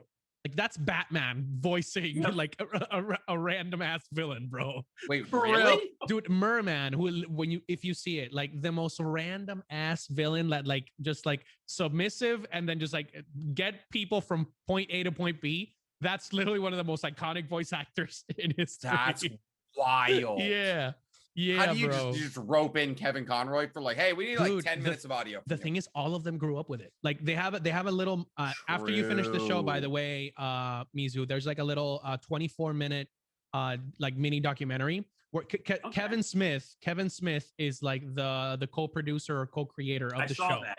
Yeah, and like it's a love letter to like the 80s like cartoon lovers. And like for example, when they talk to Lena Headey, who plays Cersei in Game of Thrones, for those just to contextualize, she was crazy. Dude, they literally ask her like, why did you say yes? And they're like, dude, because I grew up with He-Man. I grew up with Masters of the Universe. And like, who wouldn't take it? All of them said yes. And even like Mark, when they talked to Mark Hamill, it's like, bro, like I just loved the quirkiness of Skeletor when I was growing up. So that was really fun, dude. Like even just getting the visceral fact that like multiple generations of people like just love, like it's not like Star Wars where there's like people that hate it, people that love it. Like just most of the people that have seen or that knew of Masters of the Universe are like excited to see this show because it's like, oh shit, this was badass in the 80s. Did your dad like it? Yeah. My dad hasn't seen it, but just to keep like just to contextualize like how big this was in like the 80s. My dad like doesn't like speak that much English. He named his dog She-Ra, which is like She-Ra is like the original like you could say like love interest, I guess, for He-Man. Like I guess like She-Ra is like the Wonder Woman of this like this series. She doesn't show up because they chose to have what was her name? Alina? I forgot her name. Like was it Alina? I believe so. Plus She-Ra has her own series that did very well. Yeah, so like she like the actual show is led by very powerful women, which is really cool because they like subverted everything like of the macho. Absolutely. Like so and every single that's one thing that I will say, every single like female character was like no flaws, like or very little flaws in terms of like their character. And I at one point said, bro, they're just carrying the show. Because like Orko is just a quirky sorcerer, and then you have Master at Arms, who's just like trying to get like form a connection with his daughter. So it's like it's all female led and it's all cool. Because Anda is my standout character. Like the engineer, she was baller in my opinion. So overall, I would say for me, it was definitely Evil Lynn. For me. I mean, yeah, Lena's just a baller, bro. I would say, Nick, if you want to see it, I think you just have to go at it like it's Fast 5 or no, worse. Okay, think about it as a mix of Mortal Kombat and Fast 5. Just go along for the ride. Oh, just go along for the ride. Just go along for the ride because the animation is good. I get into everything just for the ride. Okay, I don't go into anything with expectations. That's why I love most stuff. Dude, I would say the animation, and I want to get Mizu's rating on this. Like so far before I've seen animation. I rated it, I think, like a 7.5 out of 10 because some areas it does look like super like jumpy and not super smooth. This is definitely the people who did Teen Titans. Yeah, it's that kind of vibe. Then like voice acting, 100 out of 10. Like for freaking insane. Young Justice. I'm sorry, Young Justice. Okay, that. So yeah, so animation above average. You're not gonna get a 7 Deadly Sins scenario where just like 7 Deadly Frames. I hope not. Yeah. So you get good effects, good action, great score, great voice acting. The story's kind of ass, and the script is kind of ass. That's my pick. So Mizu, give me your rating. 30-second review with Jose. I definitely agree with the animation. I liked it a little bit. I definitely would say it's not bad. Like it's a step above. Like it's kind of similar to Young Justice, as you said, but it's like a step down from Castlevania. Oh, so sure. like you're not getting Castlevania type animation in the Master Universe, but it still holds up. Voice acting again, fantastic. You got all these people. Like I still, ever since you just said it out loud, the fact that Cersei from Game of Thrones is the voice of Evil Lynn, and I kept hearing it in my head like, that's Cersei talking. Like she's in this show. Oh my god! But voice acting fantastic. I haven't seen the last episode, so the plot so far seems okay. Like it's not like groundbreaking anything like that. It's pretty solid. I'm gonna just say the last 10 minutes. The last 10 minutes of the show, or the last 5 minutes of the show, was fucking baller. That's all I'm gonna say. Okay. So Can I play a game? Yes, sir. Okay. Guess the Rotten Tomatoes score. 49%. You got the Mizu? 51. Okay. Technically, Jose, you were closest. 94. 94% on Rotten Tomatoes. Guess the IMDb 94. score. What the fuck? Guess the IMDb score. 5. 4.7. Oh shit. 49%. So Rotten Tomatoes legitimately calling it. Rotten Tomatoes is like, this is a masterpiece. 49% of people on Google liked it. 4.7 on IMDb. It has 2.3 stars on Google reviews. Damn. Yeah. They're not getting a season 2. No, well, that's the thing. Like Rotten Tomatoes, how is there that big of a difference? How is Rotten Tomatoes like this is a masterpiece, and Google reviews is like everybody, like all fans are like this is awful. The thing is, Rotten Tomatoes, I think it's an aggregator, right, Mizu? It's an aggregator of scores between like certified publications, reviewers, and then they take some consideration from like fan people, right? Yeah, Clearly it's pretty not. much like that. And I think also because I wouldn't say all, but like I'm not trying to show the age demographic. I feel like a lot of people in the age demographic for Rotten Tomatoes tends to be a little bit older. Fair. Not saying that's big or huge, but like it is a little bit older people who are on there. So I wouldn't be surprised if like more than half of them were fans of He-Man. Just like, the old heads. Just the old heads. They're all just like, it's about time. They brought that back. Okay. Yeah. Hell yeah, brother. Yeah. Run that shit back one time. All right. And then all right. Guess the Rotten but one thing Tomatoes I want to say real quickly is that I like the setup for what they're doing, and the reason I say Castlevania a lot because it's short, just like Castlevania. It's like a couple episodes, and then they're gonna. I think that's possibly the direction they might be going with He-Man. With that being said, can you imagine? And I was telling my wife about this. Can you imagine if they did Thundercats this way? Oh, dude, the Thundercats would absolutely destroy today. People would love it. Thundercats. Oh, yep. Okay, Thundercats are the what? Yes. What?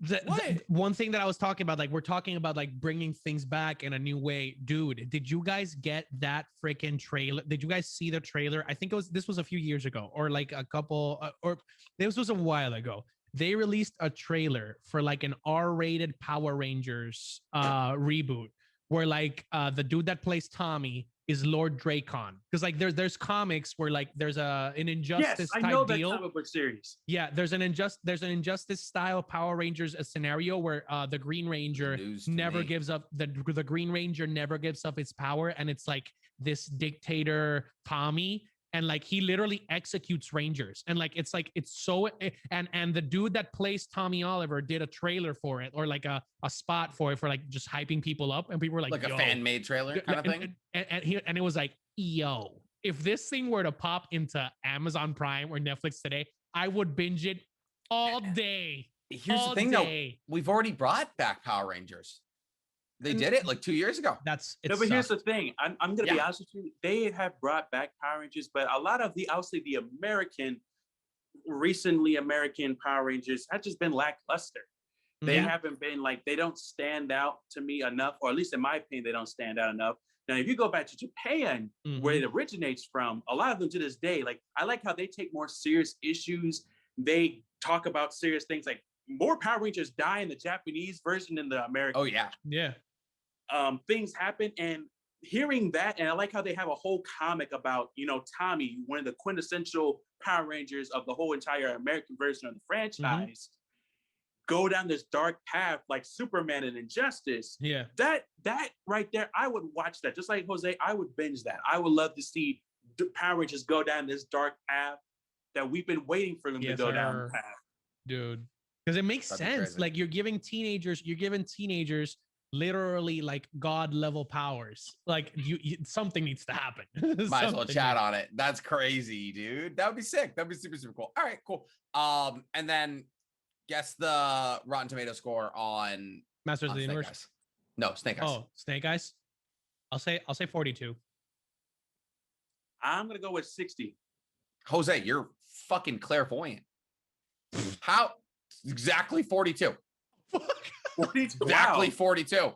Jesus. There's no way. You just got dyslexia on the first one. You would have gone 2 for 2. That's terrifying. Shit. Wow. Technically, though, Snake Eyes is a better IMDb score than Masters of the Universe. So Well, that well, sucks, take though. that. Damn, dude. What is the fan reviews, audience review of Snake Eyes, though?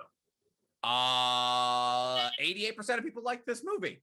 That's the thing, bro. Like you bring back stuff that the audience will like, but none of the critics will like, which means that it'll just flop. Because, like, for example, one of the biggest things that I also wanted to talk to you guys about, Black Widow after the first weekend was an absolute flop. Like box office wise, box office wise, it's a like Disney just put up Jungle Cruise. It's like, bro, let's get on the next one. Which also, like, is anyone asking for another Dwayne the Rock Johnson vehicle? Like, I'm sorry. Yeah, he's a great actor. He's fun, but like, for being real, like, I'm not going to see Jumanji for The Rock. Okay, I'm not going to see Hobbs and Shaw for The Rock. Okay, like, true. What I'm gonna say is, speaking, but before we get into catching up and finishing off, because obviously, Nick, we do have to get back to our ranked fucking matches in Pokemon. I'm gonna say we do have a major casting news that I wanted to cover with both of you, because I know Misu's up to date with this, but I wanted to get your opinions, Nick. First thing, yes. You were talking about the quintessential American machismo, right? All that shit. Mm-hmm. Henry Cavill, our British macho he's man, British. who's playing Superman, who played Superman, R.I.P. Still doesn't sit right with me. It is reported that he met in person with Marvel representatives in London.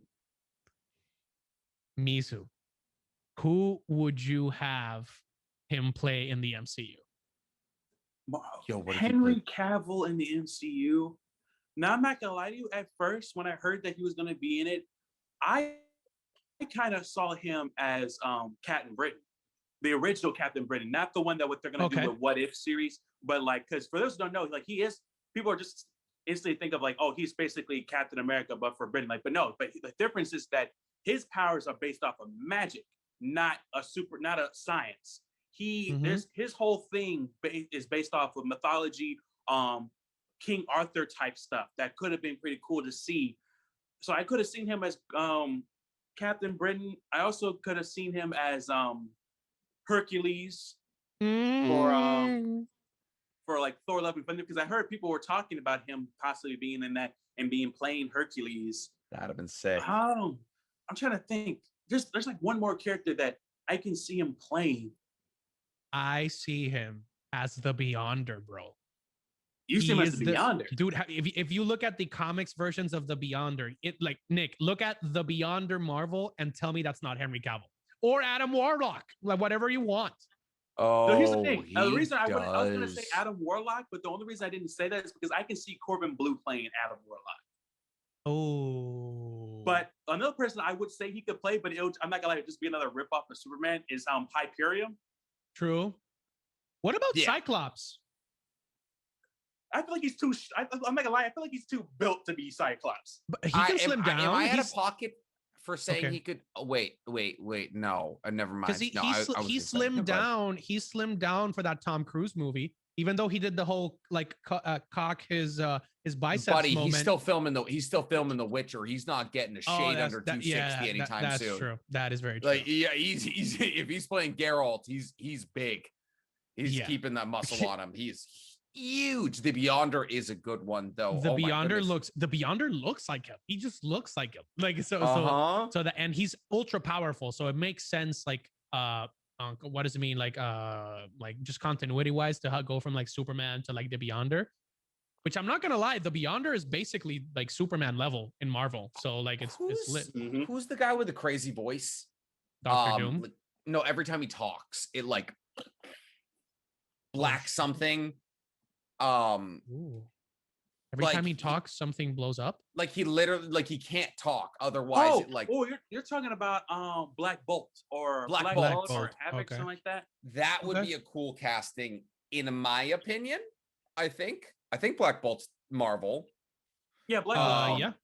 I think So so, with yeah. him talking to Marvel, that means he's done on Superman, eh? Because there's no way you can exist in both of those universes simultaneously, right? Yeah, I think it's Dunzo, bro. Fuck, man. He was fucking. He was looks just so like good. Superman. He was so good. He was so good. good. Another God damn it. Another thing, right? Like like. Wait, what if he was Galactus? I would have Jeremy Irons as Galactus. Is Jeremy Irons in the MCU? No, I would just have Jeremy Irons voice Galactus. But like, you still have Scar. to use you still have to use the bottom half of a face. I mean, Josh Brolin is nowhere near as big as Thanos, and like he's still chill. That's fair. Like well, actually, technically, oh wait, no, he's in two Marvel IPs. That's what it is. Yeah. Yeah. So like, and he plays two people in the same universe. Like I don't know. Like I think he could be Galactus because Jeremy Irons is, you know, at the end of the day, Jeremy Irons is what? Scar. Mid 70s. Oh, that's true. Yeah. You need him to play. You need him to be alive for more than 10 years. That's true. Well, no, I mean that's not what I'm saying, but like you do have to use the bottom half of his face, you know, and he's got wrinkles. Oh, okay, that's true. You don't want old Galactus.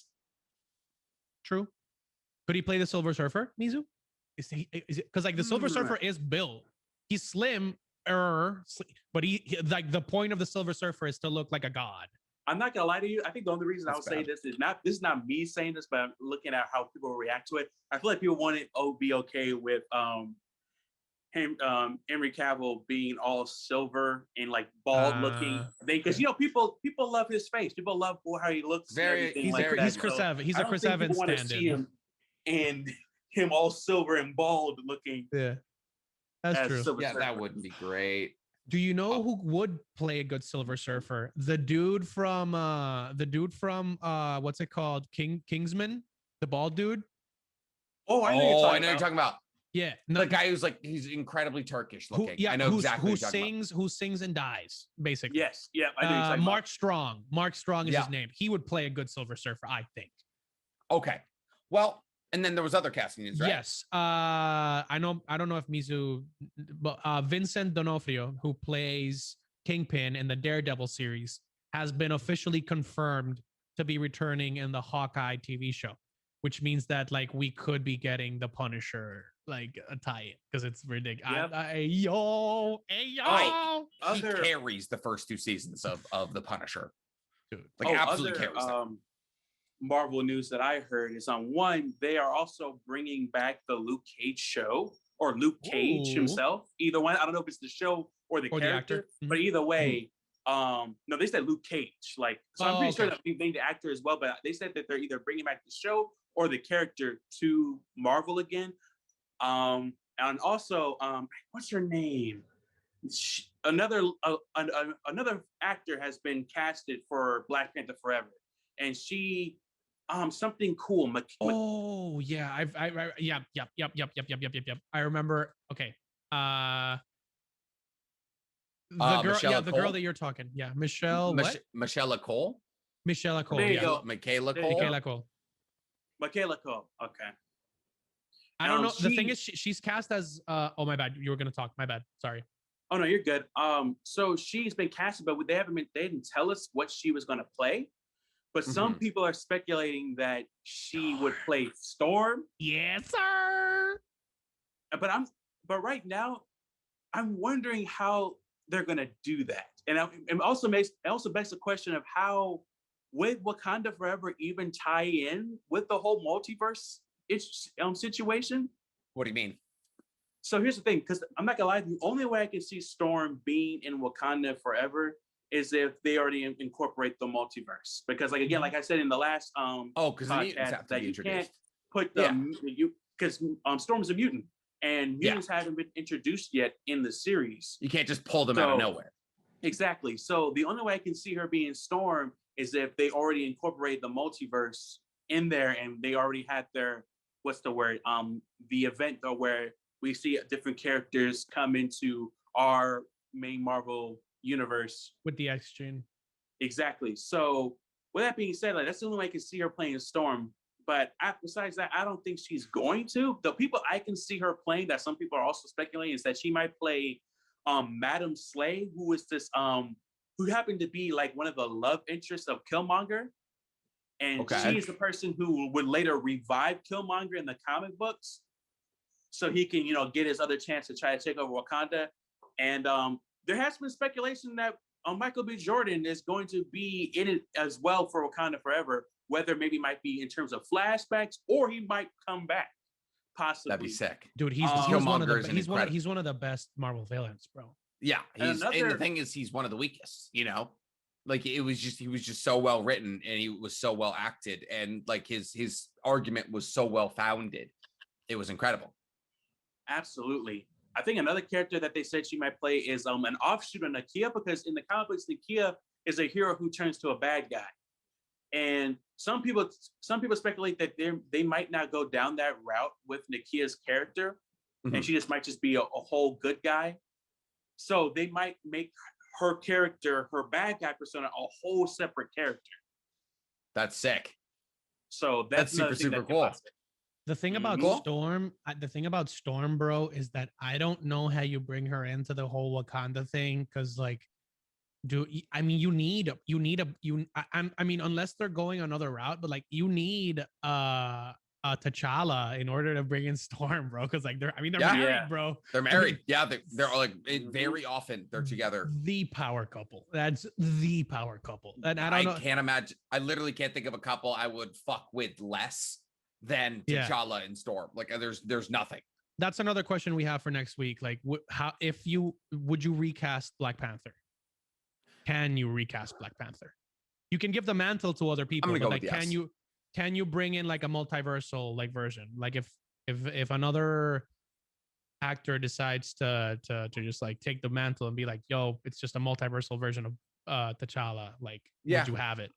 I would have it just to honor him, just to honor him. Yes, but I know that Marvel. I mean, they're recasting fucking Brian Walker, okay, with his brother, with his brother. So as long as it brings that green in, it'll happen. It's not a matter of should we; it's a matter of when.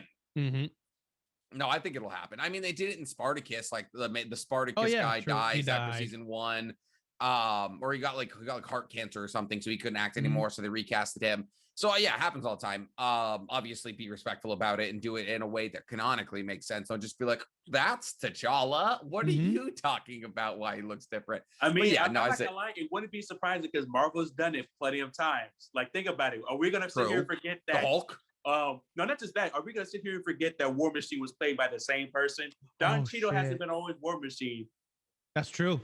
It was he was blackballed after actually. he was the dude that played dude that look at the original Iron Man. Yeah. If you go to the first Iron Man, Rhodey is played by Terrence Howard. And then after that, on Iron Man 2 going forward, Rhodey was played by Don Cheadle. Yep. They had disputes about they had disputes, I think, about money, and like they Terrence Howard just said fuck you guys. And they was like, okay, Don Cheadle. So like he fumbled the bag so bad. He's like, this isn't gonna do well. Just millions of dollars later, Don Cheadle, Billies. Jesus, you know the part that's so damning too is that in the first Iron Man movie, Terrence Howard's version of Rhodey looked at the suit and said, "Not today." And tell me why. Now Don Cheadle wears the suit instead. He never got to put the suit on. Yeah, bro. Dude. I mean, like Terrence Howard is very, very successful. Like he has his TV show, Power, which is like obviously like massive for stars. But like, yes, that's fumbling the bag if ever I've heard of it. Okay. Now that we've extensively covered our Marvel topics and castings, we have a little bit of catching up to do on the Black Cloververse. I am on episode mid-40s. You are in episode 4. Because I caught up. I realized that I caught up in My Hero. So like we can talk about Black Clover and I can talk a little bit about My Hero. Gotcha. So go off, King. So I am at the point where they are doing their examinations in Black Clover. So the wizard exams, yeah. So just went ape shit on Salim of house whatever. What house is it? Let me Google it. It's a house. It starts with an H. One of the literally million half chefs or whatever whatever the half chefs. Yeah. So just went like full ham there. And then like I think this is where we get introduced to William William Vengeance. I think this is the the episode. It's not vengeance. It's vagance or something. Vengeance? It's like super close. No. Vengeance. It's like super close to vengeance. Yeah. Also, like, he's definitely a bad guy. I'm gonna say it. No Definitely way he's a not bad a bad guy. Okay, I don't. If you cover your face, you're a bad guy. I'm sorry. He's absolutely gonna be a bad guy. I just love looking at Mizu. I just you sure about that? 100%. No way he's not a bad guy. Mizu, Everyone's like, he's gonna be the next Wizard King. Bad vibes. Bad vibes. I'm sorry. He's covering his face and he's super powerful. That's a bad guy right there. Or is he Julius? There's gonna be a big reveal. Oh, have you seen Vengeance's magic yet? No, I haven't. Okay. No. They asked him if he used light magic. That's where I'm at. They're like, do you use light magic? Because no one knows what magic he uses. I think that's like the big thing. Yeah, but like I mean I'm still mixed on him. I mean, I haven't like met him for more than an episode, so that's fine. Who I am interested in is Yami. Shukato, whatever, the katana guy, bro. That Sugihara. Sugihiro. Anybody that has the name Yami has to carry that legacy because Yu-Gi-Oh will not be disrespected anymore. So if your name is Yami, you gotta be a the badass. Original isekai. I like Yami. He was my favorite character for a while. Really? Okay, bet. Yes. So technically now Asta's joining the Black Bulls, right? Yes, he is. Yeah. Okay. Yeah, that's what I'm guessing. I was like, okay, they like the captain tried to like intimidate him or whatever, but like, yeah. He's basically joining them. That's where I saw it's like a tough love. So far, favorite character, Asta, very cool. Yells a lot. MC, yeah, he does yell way too much. He's like that's what I'm saying. It's like a mixture of Zenitsu and Yuji Itadori. Like it's literally just that. So Asta is cool. Dude, all of the posh rich people in this universe are all ass. Like there's literally a caste system, and no one talks about that. I was gonna say that.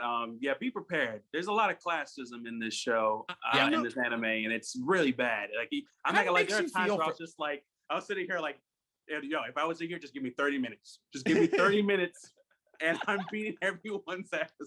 That's the thing. Is like, you get introduced to a bad guy down the road who's like, I don't like the Clover Kingdom because you guys are racist and classist, and I was like, go off, King. Is he fucking wrong? Like, am I wrong? You're gonna look at me and tell me that I'm wrong? like the Eye of the Midnight Sun. I was like, are they wrong? They're like, it's just like, they're like, the Black Clover Kingdom. Yami's been discriminated against because he's from technically like Japan. Noelle's discriminated against because she's not powerful. Asta's discriminated against because he doesn't have magic. I was like, this is just a bunch of racists. I was like, of course there's gonna be a reckoning. Here's the thing. They don't just hate Asta for the fact that he has magic. It's the fact that he's poor. Think about it. The word they come from is called the Forsaken Realm. That's the official name of the area where poor people and like some province live. It's called the Forsaken Realm. And it's mostly based off of class because think about it. Yuno is incredibly powerful, but they still treat Yuno like crap. Yep. He made it into the Golden Dawn. Like literally everybody wanted him. And they were like, you don't deserve here. It's like, I could have been anywhere, motherfucker. Like, what do you want? Are we sure that Frieza didn't write this manga? It's a solid possibility. Because here's the thing, like imagine if we called like endemically poor areas, like the bad Forsaken. zone or something. The like Untouchables. The Untouchables. The Undesirables. Like, literally, it's the Invisibles. Dude, this is the undesirable lane down in Don't Touch Them Boulevard. Yeah, like stay away. Like it's like Gotham would just be Gotham is the Forsaken Zone. Like that's more or less it. Big facts. So like though. it's really good. The characters are awesome. You're gonna love okay. Here's the thing. So you've been introduced to, in terms of waifus, who have you been introduced to? Noelle. God. No, you haven't even met Noelle yet. No, I'm in episode 4, bro. Like I've just been focusing on the dudes. Like it's just been dudes so far, which is fine. Mizu, you were so right about Noelle being well written. I love Noelle. She's fantastic. She's my favorite character in the show. Quick question: are you guys watching it in sub or dub? Dub. Okay, because I couldn't deal with Asta's yelling and stuff. Who voices Yami then, right? Who voices Yami? Oh, please tell me. Wait, it's All Might, right? All Might. Yeah, it's no All Might. way. Vegeta Yeah, it's also All plays him. Yeah. Vegeta, yep, same guy. Piccolo. Same guy. The fuck, bro. If you got big muscles, you're getting voiced by that guy. Hey, dude, he do be out here playing like Lieutenant Armstrong. Like he out there. Yeah, no, it's fantastic. But yes, no, I'm super caught up. But we'll like listen. I'll just be ahead of you, and we'll keep up with you. Hey, I can pull the Hey, accelerator you on watched it. all of Master of the Universe, good sir. Okay, nobody's trying to take away your watching Big Boy Pants. And speaking of big boy pants, I will do a massive segue. Oh, look at that sauce that I'm using for my segues. This is episode 16 to My Hero Academia, because I finished the Hero Killer arc. So I got to the end. Stain is a badass. I fucking love Stain. Stain is probably one of my top 5 favorite anime villains ever. He's up there. His hands are his katanas or whatever his swords are called are rated E for everybody, bro. Oh yeah. Except for All Might. Yes. Yeah. So he killed a Nomu, because there's multiple Nomus now. I did not know that was a thing. So he killed a Nomu like randomly, saving like Midoriya in the process. Because he doesn't agree with the League of Villains. His quirk is not only disgusting, it's also super interesting and complex. Like based on your blood type, you're frozen. It's like a Ninetales. Well, I'm playing way too much Pokemon Unite, like freezing stuff. People got you. Oh, you were making an Avalanche reference. Yeah, my bad. Played too much Pokemon. Me and Jose have been playing close to 3 hours of Pokemon Unite a day. Once we get to streaming, we're gonna be streaming it as actually this episode is gonna come out tomorrow, so we're streaming it today. Probably 3 p.m. PST. Oh, I am. So well, I can be in your squad. I just can't like stream it because I don't have my thing. Doesn't have a capture card. Yeah, of course. It's on the way. It's on the way. But speaking of My Hero, Gran Torino clapped one of the Nomus as well, and that was freaking intense. I love Gran Torino. I hope he does not bite the bullet, because he's awesome and he's a great mentor. Who told me that Endeavor can wall run like freaking like a Jedi? Like what the fuck? Well, he's a Groudon. He can't really wall run. Wait, wall run? Bro, he literally melted the freaking like the building while he was catching up with one of the flying Nomus. He was literally like melting into the building, and I was like, "Hey, yo, you can kind of wall just run?" Flies everywhere now. Like where we're at in the anime, he just flies everywhere. So I just don't even remember it. Yeah. Yeah, that makes sense though. Yeah, he melts the surface of the area to get like a kind of like a steady position to go up. That's how he does it. But yeah, like you said, like right now the man can full on fly now. So. Yeah, like he learns to fly like mid fight in one of the most badass, actually probably I would say the most badass scene in all of MHA. But bro, like I mean, like question for you guys: does it get like better in terms of like combining story with like just unreal pacing and animation compared to like the battle between like Tenya, Shoto, and Deku against Stain like in the future? Does it get better? Because that was freaking insane. I say yes. I think the season that we're on, it's like, I mean, this is the first season it hasn't continually improved. Yeah, I would say it's not bad. It's a steady line. It's not. I was never say bad, but it's not. There's no like big like super moments right now. I think the last time I could think of is like during the whole class 1A versus class 1B a little bit. But yeah, like that, the Todoroki Ida fight was probably the biggest one we got. Exactly. But from where you are, Jose, yes, it gets progressively better, and there are a lot more crazy moments. Yeah, you haven't met Muscular, you haven't met Overhaul, you haven't done the met One for All or All for One. Like you got time, good sir. Dude, I'm excited because like not only because of your cosplay for Moon Knight, because she is my waifu for the show forever. I want to see the pros like surprise me, because so far what I've seen the pros be is like, oh my god, I want an intern, and then like they all suck. It's just like the top 3 that are good. Like we have Mr. It's Spider, like Best Genius, Endeavor, and Hawks. You don't even know Hawks yet. No, is he the Justin Bieber Spider-Man?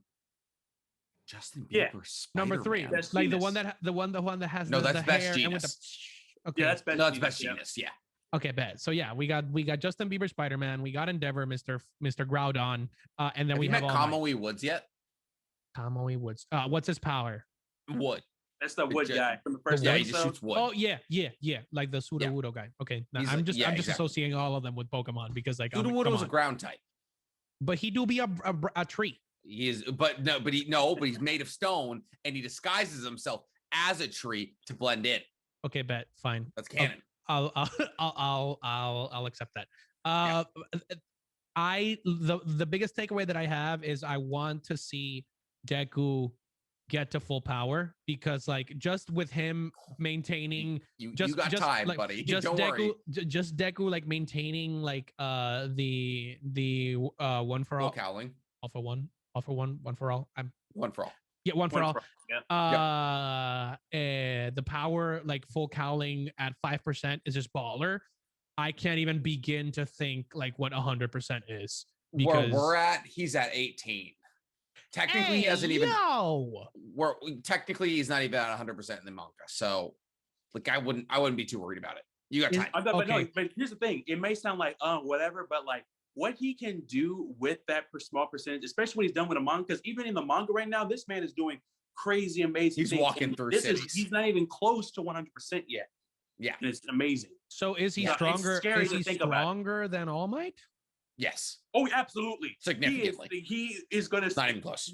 I would say right now, in my opinion, he surpassed All Might. Oh, yeah. Does he Not even get close. thicker, or is he always like just small? No, he's still the No, same, he's not any bigger. He's still the same build. Damn.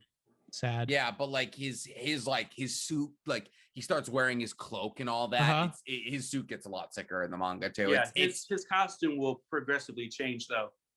Okay, it gets darker. The show gets a lot darker in the future comics. Oh, I love that. As long as Baku goes out of the way, I'm all for it, bro. It's all that we can ask for, ladies and gentlemen. Yes. Just give me more Shoto. Give me more Shoto. Take away Bakugo. That's the That's only. kind of what we're doing. That's kind of what we're getting right now. Like okay. that's what we're getting the Endeavor arc, like the Shoto Endeavor family arc right now. Endeavor sucks. I just don't like him. He's just trust an me, ass.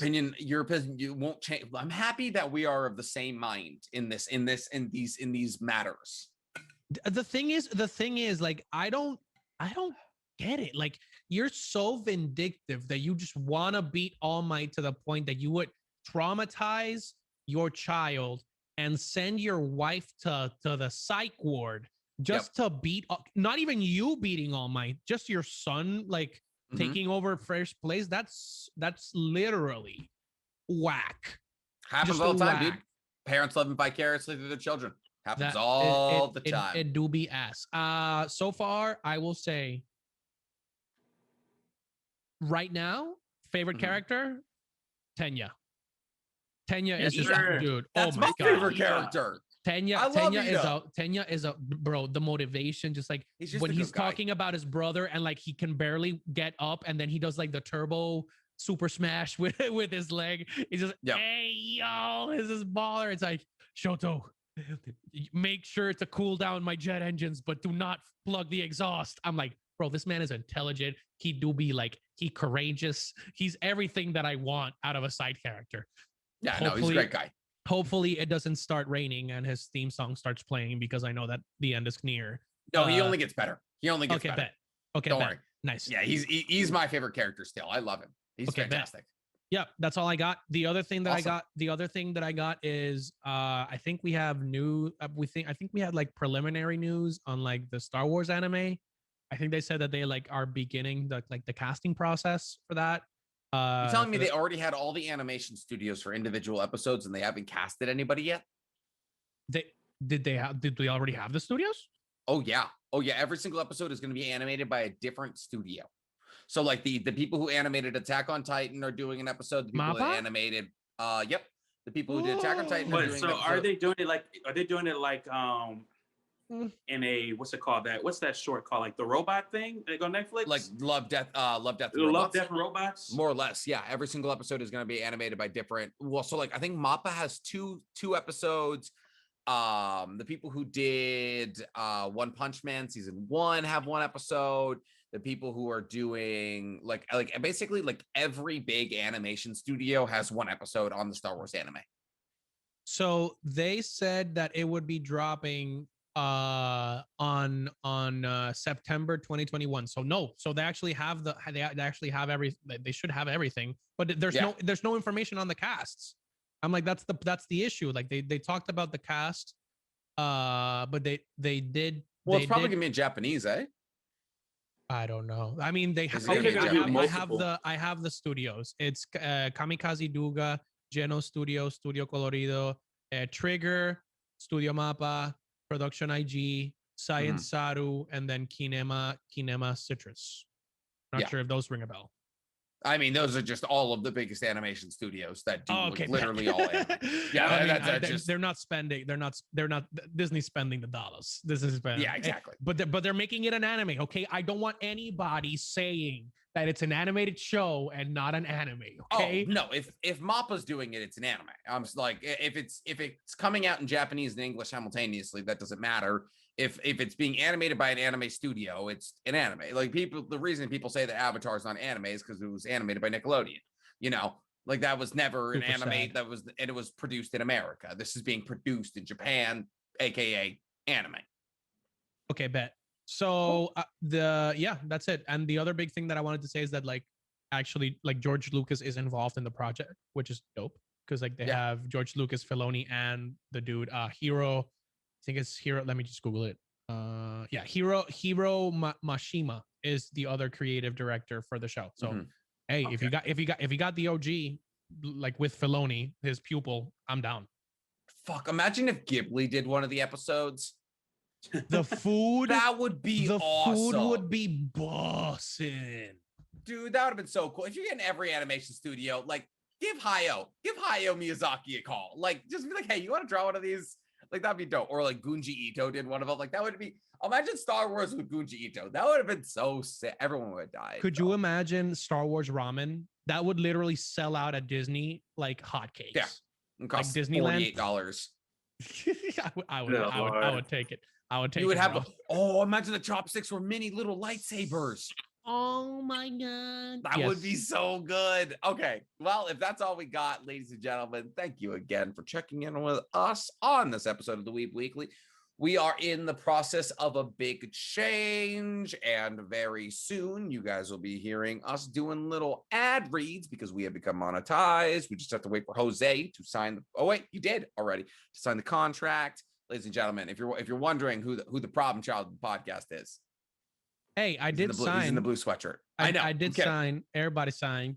I delivered. Yes, he did. Yes, he did, gentlemen and ladies. So big changes coming our way. It's all because of you guys. You are the people that are driving the success of this podcast. And we want to say thank you, especially if you're all the way here at the end. I have been Nixie Comedy on TikTok, NC Hammer 23 on Twitch. We're making the push to 15K. Listen, we get that push to 15K. I put a Sasuke tattoo on my body, ladies and gentlemen. That's all I'm going to say. NC Hammer 23 on YouTube. Jose. My name is Tropical Joe. You can put in I'm Tropical Joe in Instagram and TikTok, and The Tropical Joe on Twitch. Speaking of Twitch, tomorrow, your boy NC Hammer and I will be destroying the MOBA sphere with Pokemon Unite. So make sure to tune into his channel. I will be streaming it on my channel as well once my capture card is here. But you'll be getting a preview of what the super sauce is going to be with this Snorlax Pikachu combo. And without further ado, my boy Mizu, let the people know where they can find you. On TikTok, Mizu Shogun on Instagram and YouTube. We're pretty close. I need y'all help. We're pretty close on hitting 800K. Let's go. Just around that corner. And then I'll be up there, and we're pretty close to 1 million followers. That's keep the clock going, ladies and gentlemen. I didn't expect to make 20K in the first place. I didn't expect this to go this far, but it has, and it's been a blessing. I appreciate all of you for getting me there.